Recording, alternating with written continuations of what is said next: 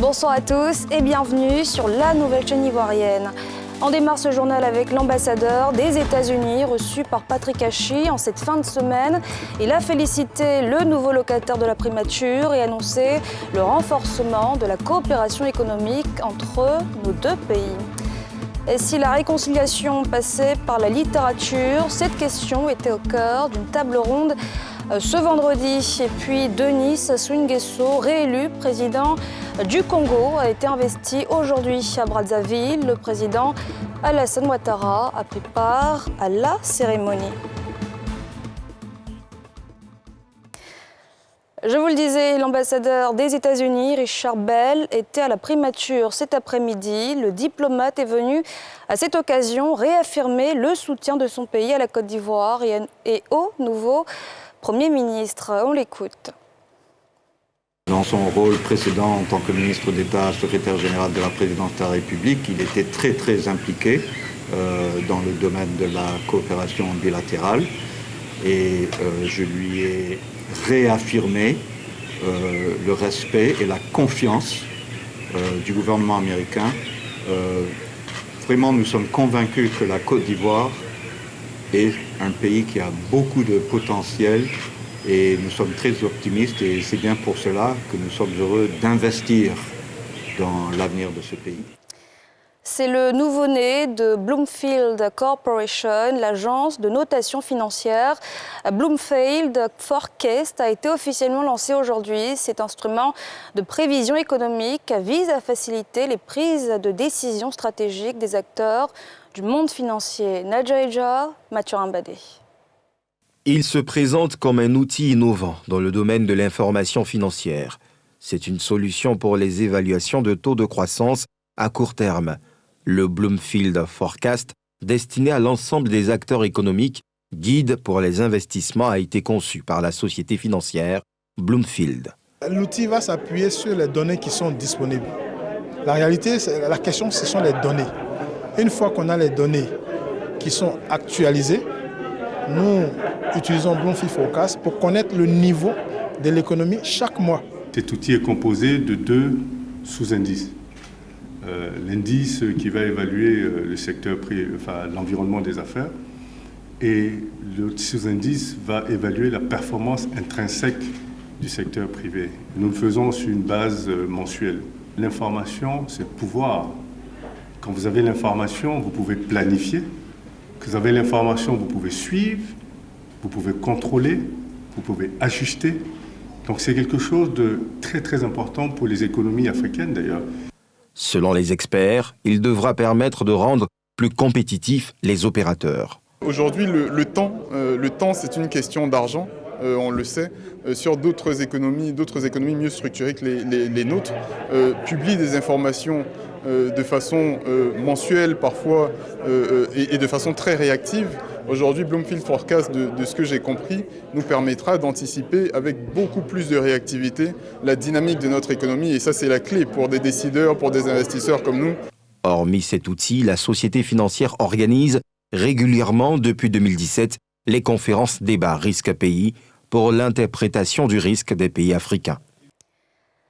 Le nouveau ministre de l'économie numérique, Roger Adom, a présidé hier jeudi un séminaire sur la modernisation de l'administration ivoirienne par les TIC à l'initiative de l'ANSUT, l'Agence nationale du service universel des télécommunications. Ce séminaire vise à booster le numérique en Côte d'Ivoire. Pierre Dipomela. L'atelier de restitution des résultats de l'étude de faisabilité du projet d'appui au renforcement de l'administration électronique réunit tous les acteurs de l'écosystème du numérique au plateau. La cérémonie est présidée par le nouveau ministre de l'économie numérique, des télécommunications et de l'innovation qui effectue sa première sortie officielle. L'enjeu principal, c'est l'utilisation effective du numérique dans l'administration.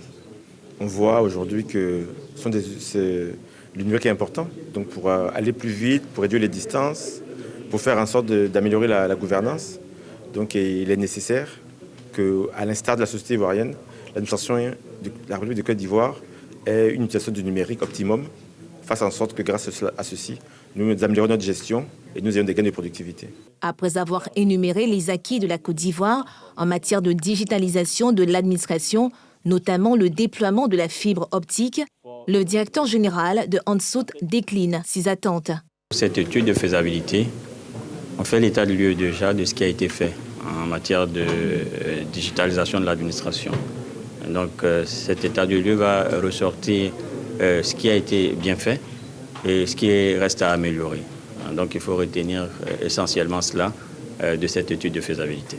Le PARAE s'inscrit dans la vision du gouvernement ivoirien à travers l'Ansut de mettre l'éthique au cœur des usages de l'administration publique et privée. Le projet bénéficie de l'accompagnement financier de la Banque mondiale.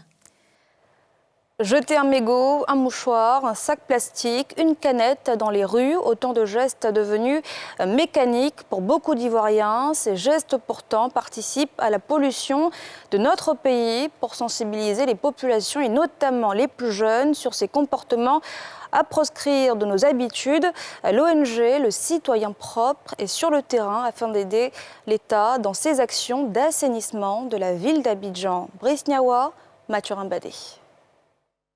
Lycée municipal d'Atekoubé 1. Ici, l'organisation non gouvernementale dénommée Le Citoyen Propre sensibilise les élèves sur le changement de comportement vis-à-vis de l'environnement. Selon le premier responsable, pour espérer avoir un futur agréable dans un environnement sain, il faut commencer par la graine, c'est-à-dire les plus jeunes. On dit que l'avenir appartient à la jeunesse. Et ce que nous faisons aujourd'hui, ce n'est pas forcément pour que ça puisse porter aujourd'hui, mais demain. Or, la jeunesse, ce sont les responsables de demain. C'est eux qui pourront retenir ce message-là et un peu à la suite, on verra une Côte d'Ivoire saine. Alors, la clé, c'est d'éduquer. Il faut mettre dans le moral que jeter les ordures par terre, ce n'est pas bien. C'est plutôt dans la poubelle. Responsables d'école et élèves, tous se sont réjouis de la visite de Ivan Aoussi et ses amis. Ils s'engagent à continuer le combat contre l'insalubrité. Le club environnement qui a été mis en place, dont le bureau a été renouvelé, va travailler de sorte à ce que ces outils-là soient utilisés à bon escient et que leur environnement immédiat, qu'est l'école ou la cour de l'école, soit aussi propre tel qu'on leur a enseigné. Je veux être un ambassadeur ici, à la maison de mon quartier, pour sensibiliser les jeunes camarades à ramasser les ordures, pour rendre l'environnement propre. L'ONG Le Citoyen Propre continue ses actions en faveur de la salubrité. Le 26 avril 2021 prochain, elle déposera sa valise au lycée Garçon de Bingerville. En 2011, la Côte d'Ivoire a connu la plus grosse crise de son histoire avec un bilan d'au moins 3000 morts et des habitants plus divisés que jamais. Une division toujours d'actualité. Pour tenter de les réconcilier, des auteurs ivoiriens ont fait le pari de la littérature. Ils étaient les invités d'une table ronde initiée par l'ONG Audace Côte d'Ivoire. Yéli Traoré, Mathurin Badé. Et si nous n'avions pas d'autre choix que celui de vivre ensemble ?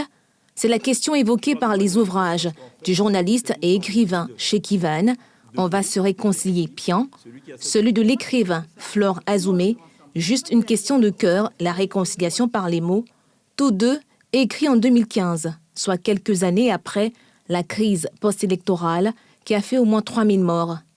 Un panel de journalistes et d'universitaires a fait une exégèse des deux ouvrages avant que les auteurs n'expliquent le message qu'ils ont voulu véhiculer. Flore Azoumé évoque une question de cœur pour arriver à la réconciliation. J'ai voulu montrer qu'on est obligé de vivre ensemble. En fait, comme je disais dans l'ordre du débat, même le mot réconciliation, pour moi, c'est pas le bon mot, c'est comment vivre ensemble. Et que donc, juste une question de cœur, c'est une métaphore d'une de mes nouvelles où le cœur, où le bourreau se trouve transplanter le cœur de sa victime et il y a une lutte entre ce corps et ce cœur qui, à la fin, est obligé de s'entendre. Et sinon, ils vont mourir. Le cœur va mourir et le corps va mourir. Donc, c'est cette métaphore que j'ai utilisée. Alors que Cheikh Ivan en appelle à la conscience des Ivoiriens pour atteindre le même but. À la vérité, cet ouvrage est un condensé à la fois de rumeurs, de ce qui se raconte, de ce qu'on observe et de mon expérience personnelle. Ce n'est pas forcément parole d'évangile, mais en gros, je dis, voici les Ivoiriens, voici ce que vous pensez les uns des autres. Je termine cet ouvrage avec un questionnement, en vérité. Finalement, qui est l'Ivoirien exemplaire ? qui est l'Ivoirien modèle, puisque chacun estime que chacun a des défauts de fabrication. L'enseignement derrière, c'est de se dire, c'est totalement utopique, c'est vrai, de penser qu'on va s'aimer un jour, mais pour l'intérêt de la nation, il est absolument nécessaire qu'à un moment donné, qu'on mette bas la terre. Il y a eu 3000 morts en 4 mois, c'est quand même un record macabre, totalement déplorable. Il faut qu'on en tire des leçons et qu'on pense aux générations de demain. C'est en fait cela le message. Cette cérémonie, qui a aussi donné lieu à une série de questions-réponses entre les panélistes et l'auditoire, majoritairement constitué de jeunes étudiants, était placée sous le parrainage du ministère de la Réconciliation et de la Cohésion nationale.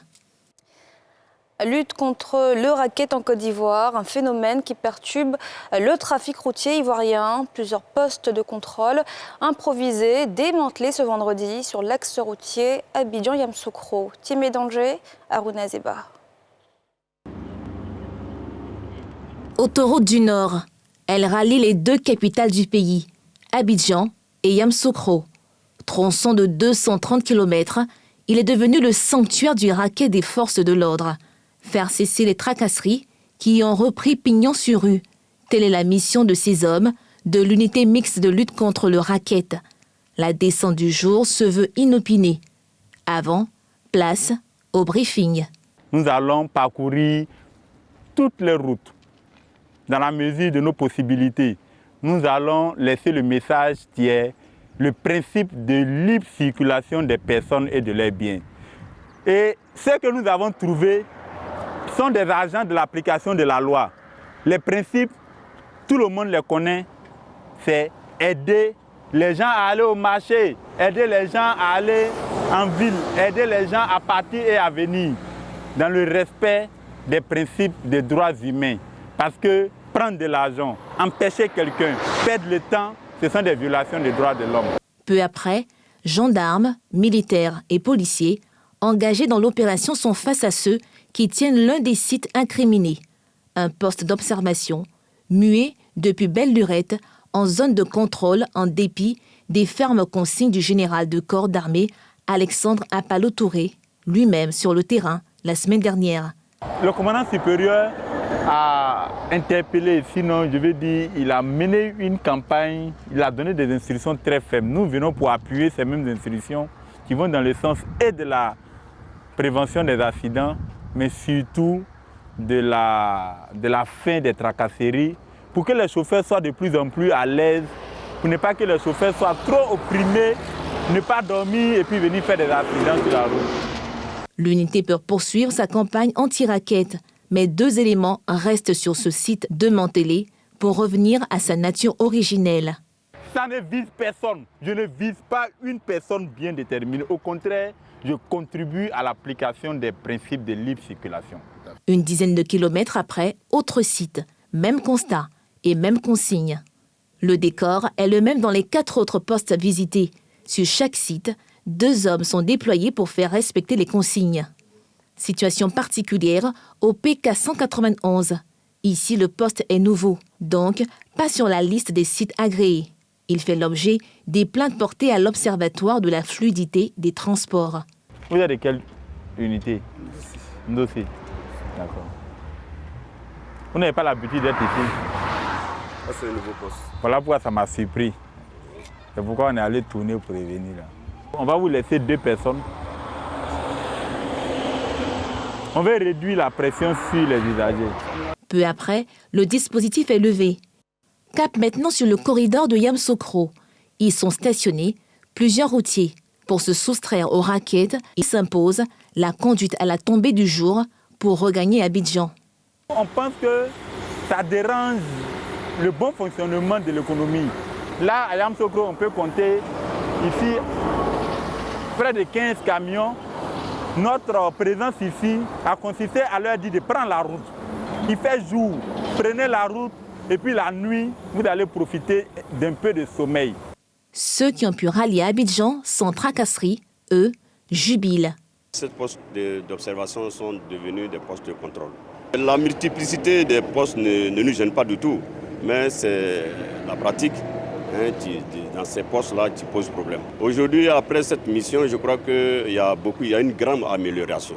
Les chauffeurs sont contents, les conducteurs sont contents du fait qu'ils ne vont pas arrêter sur plusieurs postes. Avant, on nous fatigue. Mais aujourd'hui, là, moi, je n'ai rien vu vraiment. Aujourd'hui, là, moi, je n'ai aucun problème. Depuis moi, j'ai quitté Abidjan. On est content sur leur travail. Là. Depuis qu'ils ont commencé, on n'a aucun problème sur les voies. Donc, on veut toujours que ça continue. Notons que cette opération va toucher plusieurs autres corridors du pays. Des postes de contrôle où le racket sur la route s'est sanctuarisé.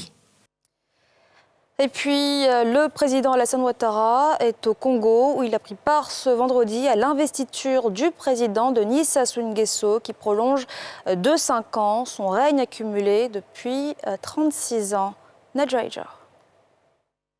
Devant la nation et le peuple congolais, moi, Denis Sassou Nguesso, président de la République, je jure solennellement de respecter et de faire respecter la Constitution et de défendre la nation et la forme républicaine de l'État, de remplir royalement les hautes fonctions que la nation et le peuple m'ont confiées, de garantir la paix et la justice à tous, de préserver l'unité nationale et l'intégrité du territoire national, la souveraineté et l'indépendance nationale. Élu à 88,4% des voix lors du scrutin du 21 mars dernier, Denis Sassou Nguesso prête ainsi serment devant son peuple et prend officiellement ses fonctions de président de la République pour une autre mandature. Une victoire sans grande difficulté en raison du boycott de la présidentielle par une grande partie de l'opposition et du décès de son principal adversaire, Guy Brice Parfait Kolela, le jour de l'élection. Pour ces 5 années à venir, Denis Sassou Nguesso promet la diversification de l'économie par l'agriculture et les défis comme l'industrialisation et la relance du chemin de fer. Âgé de 77 ans, le président congolais a déjà passé 36 ans à la tête de ce pays d'Afrique centrale. Monogaga, son sable fin, son eau cristalline, ses rochers est l'une des plus belles plages ivoiriennes et pourtant, depuis 20 ans, elle est désertée par les touristes. Monogaga, un site paradisiaque aux portes de l'enfer. C'est votre sujet ce soir dans NCI Reportage. Un extrait. Nous sommes dans l'attente. La région de San Pedro est dans l'attente de la pose de la première pierre de la côtière. Nous avons confiance en l'État central qui fait effectivement chaque chose à son temps et qui a conscience que cette route-là est une nécessité pour la région de San Pedro qui a un port, est une nécessité pour l'économie de la Côte d'Ivoire. Un reportage à retrouver donc juste après la météo de Maïmouna et c'est la fin de ce journal. Merci de l'avoir suivi. Excellent week-end à tous.